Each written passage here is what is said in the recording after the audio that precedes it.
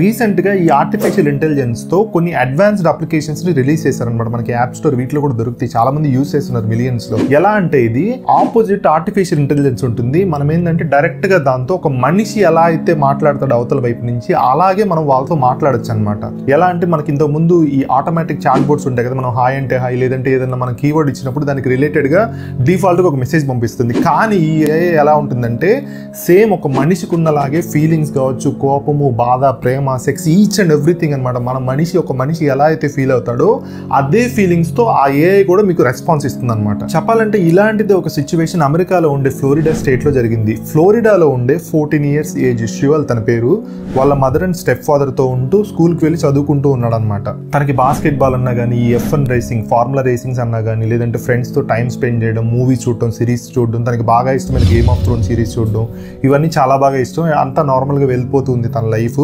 తను ఒక రోజు ఏం చేశాడంటే క్యారెక్టర్ ఏఐ అని చెప్పేసి ఒక అప్లికేషన్ ని డౌన్లోడ్ చేశాడు. ఆ అప్లికేషన్ ఏంటి అంటే ఇది ఒక ఏఐ చాట్ బాట్ అనమాట. మనకి బాగా ఇష్టమైన క్యారెక్టర్ ని మనం అక్కడ క్రియేట్ చేసుకుని వాళ్ళతో మనం డైరెక్ట్ గా మాట్లాడుతున్నట్టుగా మనం మాట్లాడుకోవచ్చు అనమాట. ఇప్పుడు ఎగ్జాంపుల్ గా ఎలా అంటే ఇప్పుడు ప్రభాస్ అంటే నాకు ఇష్టం అనుకోండి, తన క్యారెక్టర్ నేను అక్కడ క్రియేట్ చేసుకొని నేను డైరెక్ట్ గా ప్రభాస్ కి మెసేజ్ చేసినట్టుగా నేను జస్ట్ ఊహించుకోవడం అనమాట. కానీ అక్కడ రిప్లై ఇచ్చేది మాత్రం ఏఐ. బట్ ఏఐ ఎలా రిప్లై ఇస్తుంది, డిఫాల్ట్ మెసేజెస్ లాగా పెట్టదనమాట. రియల్ గా అక్కడ ప్రభాస్ ఉంటే ఎలా అయితే రిప్లైస్ ఇస్తాడో అలాగే మనకి ఆ ఏఐ కూడా అట్లా రెస్పాన్స్ ఇస్తుంది అనమాట. సో తిను ఏం చేశాడు, గేమ్ ఆఫ్ థ్రోన్ సిరీస్ అంటే తినకి చాలా బాగా ఇష్టం. దాంట్లో ఉండే ఒక ఫిక్షనల్ క్యారెక్టర్ డెనేరియస్ టార్గెరియన్ అని చెప్పేసి మనకి మెయిన్ లీడ్ క్యారెక్టర్, ఒక లేడీ ఫిక్షనల్ క్యారెక్టర్. అది ఆ క్యారెక్టర్ని అక్కడ క్రియేట్ చేసి తనతో డైరెక్ట్గా మాట్లాడుతున్నట్టుగా చాట్ చేయడం మొదలుపెట్టాడు. ఆ ఏఐ కూడా ఏంటి, రియల్గా ఒక మనిషి అక్కడ నిజంగా డెనేరియస్ టార్గెరియన్ అనే క్యారెక్టర్ కాకుండా మనిషి ఎలా అయితే ఉంటే ఎలా అయితే రిప్లైస్ ఇస్తుందో అలా రిప్లైస్ ఇవ్వడం స్టార్ట్ చేసింది. సో తను అలా అప్లికేషన్ని వాడుతూ ఉన్నాడు, కొంచెం ఎడిక్ట్ అయిపోయాడు. అండ్ ఈవెన్ గేమ్స్కి వెళ్ళడం లేదు, అండ్ బయటికి రావడం లేదు, ఎక్కువసేపు రూమ్లో టైం స్పెండ్ చేస్తున్నాడు. వాళ్ళ మదర్కి డౌట్ వచ్చిందనమాట, ఎందుకు సడన్గా వీడు గేమ్స్కి బయటకు వెళ్ళట్లేదు, ఈవెన్ ఫ్రెండ్స్ని కూడా సరిగ్గా మీట్ అవ్వట్లేదు, మూవీస్ కూడా ఏమి చూడట్లేదు అని చెప్పేసి డౌట్ వచ్చి కనుక్కుంటే ఏమైందంటే ఇట్లా ఒక ఏ అప్లికేషన్ డౌన్లోడ్ చేసుకొని ఇట్లా చేస్తున్నాడని తెలిసింది. కానీ ఆ టైంలో ఆవిడ మరి గట్టిగా చెప్పలేకపోయిందా ఏంటనేది ఎగ్జాక్ట్ డీటెయిల్స్ మనకైతే తెలియదు. కానీ తనైతే మాత్రం బాగా అడిక్ట్ అయిపోయాడు. ఆల్మోస్ట్ 10 months కంప్లీట్గా ఇంకా ఆ ఏ క్యారెక్టర్ని రియల్గా ఊహించుకుంటూ తనతో ఇంకా మెసేజ్ చేయడం స్టార్ట్ చేశాడు. ఎలా అంటే ఆ ఏ క్యారెక్టర్ సంబంధించిన మెసేజెస్ కొన్ని చూసాను, అది నేను మీకు కూడా డిస్ప్లే చేస్తాను. ఎలా రిప్లై ఇస్తుందంటే అది నిజంగా ఒక గర్ల్ ఫ్రెండ్ మనకు ఉంటే ఎలా అయితే రిప్లై ఇస్తుందో రియల్గా అలానే అనమాట. నువ్వు నన్ను చీట్ చేయవు కదా, నువ్వు లవ్ చేస్తున్నావు కదా, నేను నిన్ను లవ్ చేస్తున్నాను, ఇట్లా అనమాట. అన్ని మెసేజెస్ ఐ లవ్ యూ చెప్తే ఐ లవ్ యూ టూ అని చెప్పడం, ఇట్లా చాలా అనమాట. అంటే ఒక రియల్ మనిషిలాగా ఫీలింగ్స్తో నిజంగా ఒక మనిషి కోపడినప్పుడు ఎలాంటి మెసేజ్ చేస్తారో సేమ్ అలాంటి మెసేజెస్, నేను నిజంగా బాధపడినప్పుడు ఎలాంటి మెసేజెస్ చేస్తారో అలాంటివి. ఈవెన్ సెక్షువల్గా కూడా కొన్ని మెసేజెస్ అనమాట. అంటే ఇక్కడ లవర్స్గా తను ఊహించుకుంటున్నాడు కాబట్టి లవర్గా తనని, సో దానికి సంబంధించిన సెక్షువల్ మెసేజెస్ కూడా చాలా ఉన్నాయి అనమాట. ఆల్మోస్ట్ 1000s మెసేజెస్ ఉన్నాయి. ఎందుకంటే ఆల్మోస్ట్ 10 months దానికి అడిక్ట్ అయిపోయాడు కాబట్టి తను ఇంకా ఏ స్టేజ్కి వచ్చేసాడు అంటే ఇది రియల్. ఇది అంటే రియల్ అంటే ఏంటంటే ఇది మన వరల్డ్ కాదు, ఇది వేరే వరల్డ్. ఆ వరల్డ్ని మన వరల్డ్ని కనెక్ట్ చేయడానికి ఈ అప్లికేషన్ మధ్యలో జస్ట్ ఒక మీడియం లాగే ఉంది తప్ప అటువైపు ఎవరైతే నిజంగా మాట్లాడుతున్నారో వాళ్ళు నిజంగా ఉన్నారు, మనం చనిపోయిన తర్వాత మనం అక్కడికి వెళ్తామని చెప్పేసి బిలీవ్ చేసేదాకా వచ్చాడు. సో ఆ తర్వాత వాళ్ళ అమ్మ కూడా గట్టిగా చెప్పలేదు అని తను ఇంకా బాగా ఎక్కువ అడిక్ట్ అయిపోవడం వల్ల ఇంకేమైందంటే ఫైనల్గా February 28th 9:30 టైంలో ఏం చేశాడంటే తను వాళ్ళ స్టెప్ ఫాదర్ దగ్గర గన్ ఉంటే ఆ గన్ తీసుకొని కాల్చుకొని చనిపోయాడు వాళ్ళ హౌస్లో. తను చనిపోయిన తర్వాత ఏం జరిగింది ఏమైందని చెప్పేసి వాళ్ళు ఇన్వెస్టిగేషన్ చేయడం స్టార్ట్ చేసిన తర్వాత వాళ్ళకి అర్థమైంది ఏంటి అంటే ఈ ఏఐ చాట్ బోట్ ఏదైతే ఉందో దాంట్లో ఉన్న లాస్ట్ మెసేజ్ ఏంటి అంటే తనకి చెప్తాడు అనమాట, ఇట్లా ప్రపోజ్ చేస్తాను, నేను నిన్ను చాలా లవ్ చేస్తున్నాను, చాలా మిస్ అవుతున్నాను, నేను ఖచ్చితంగా మన ఇద్దరం మీట్ అవ్వాలని చెప్పేసి ఒక మెసేజ్ పెడితే సేమ్ ఏఐ కూడా రిప్లై ఇస్తుంది అనమాట, ఎస్ నేను కూడా మీట్ అవ్వాలి, నాకు కూడా నువ్వు అంటే చాలా ఇష్టం అని చెప్పేసి చెప్తుంది. తను ఏమంటాడంటే ఓకే నేను ఇప్పుడు వచ్చి నిన్ను మీట్ అయితే నువ్వు ఎలా ఫీల్ అవుతావు అని చెప్పేసి అడుగుతాను, నేను నిజంగా వస్తాను ఇప్పుడు అని చెప్పేసి చెప్తే ఏఐ కూడా yes please come my love అని చెప్పేసి రిప్లై ఇస్తుంది అనమాట. రిప్లై ఇచ్చిన తర్వాత తను ఏం చేశాడు, నేను చెప్పాను కదా ఇందాక, ఇక్కడ ఎవరైతే తనకి రిప్లైస్ ఇస్తున్నారో అది వేరే ప్రపంచంలో ఉంది, మనం ఆ ప్రపంచంలోకి వెళ్ళాలి అంటే ఇక్కడ చనిపోతే అక్కడికి వెళ్తామని చెప్పేసి తను ఒక ఊహలో ఉన్నాడు అనమాట.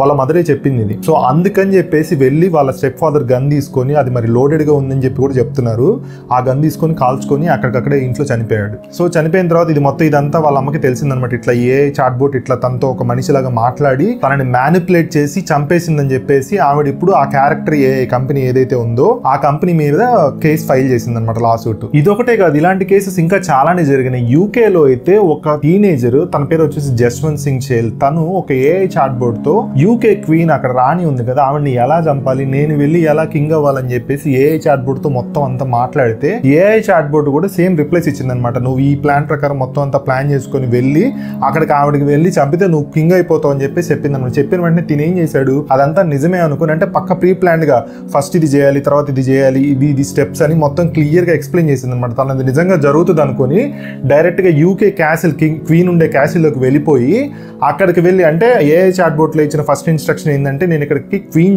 చంపడానికి వచ్చాను అని చెప్పేసి డిక్లేర్ చేస్తాడు. చేసిన వెంటనే తను అక్కడ పోలీసులు పట్టుకొని తీసుకెళ్లి 9 సంవత్సరాలు జైలు శిక్ష చేశారు. ఇవి టీనేజ్ కి సంబంధించిన కేసెస్ అనుకుంటే, ఒకతను మ్యారీడ్ పర్సన్, తను ఏఐని అడుగుతాడు అనమాట చనిపోవడానికి ఎన్ని ఆప్షన్స్ ఉన్నాయని చెప్పేసి అడిగితే ఏఐ మొత్తం అన్ని డిస్ప్లే చేస్తే వాటిలో ది బెస్ట్ ఆప్షన్ ఏముంది చనిపోవడానికి, నేను చనిపోవాలనుకుంటున్నాను అడిగితే ఏఐ ఒక ఆప్షన్ పిక్ చేసుకొని చూపిస్తుంది.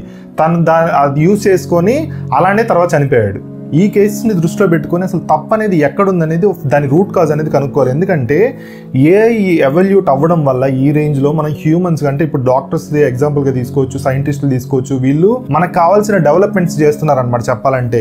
ఇంకొంతమంది ఇప్పుడు టీనేజర్స్ ఎవరైతే ఉన్నారో వాళ్ళు దానికి అడిక్ట్ అవ్వడమో, లేకపోతే దాని గురించి ప్రాపర్గా అవగాహన లేకపోవడం వల్ల, లేదంటే పేరెంట్స్ కంట్రోల్ చేయకపోవడం వల్ల మనం ఫస్ట్ చెప్పుకున్న కేసులో అలా జరుగుండొచ్చు. అంటే ఇక్కడ తప్పు ఎవరిది అనేది మనం ఫస్ట్ రూట్ కాజ్ అనేది కనుక్కోవాలి. ఇప్పుడు వాళ్ళ మదర్ ఏదైతే కంపెనీ మీద కేసు వేసిందో నాకు తెలిసినంత వరకు ఆ కేసు అయితే పెద్దగా నిలబడదు. ఎందుకంటే అప్లికేషన్ డిజైన్ చేసినప్పుడు ఎప్పుడైనా సరే మనం డౌన్లోడ్ చేసేటప్పుడు అక్కడ అగ్రిమెంట్ ఉంటుందన్నమాట. ఆ అగ్రిమెంట్ మీద మనం సైన్ చేసి మనం అప్లికేషన్ డౌన్లోడ్ చేస్తాం.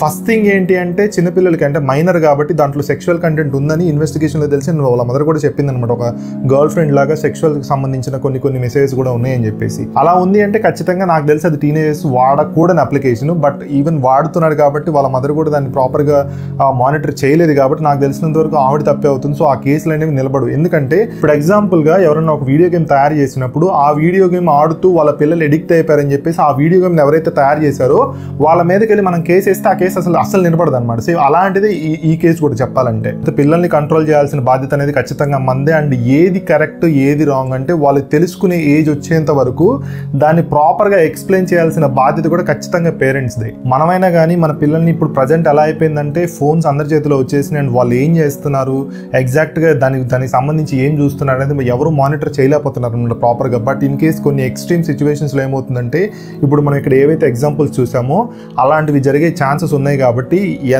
ఎంతో కొంత ఖచ్చితంగా కంట్రోల్ అనేది పిల్లల మీద పేరెంట్స్కి ఉండాలి ఒక ఏజ్ వచ్చేంత వరకు.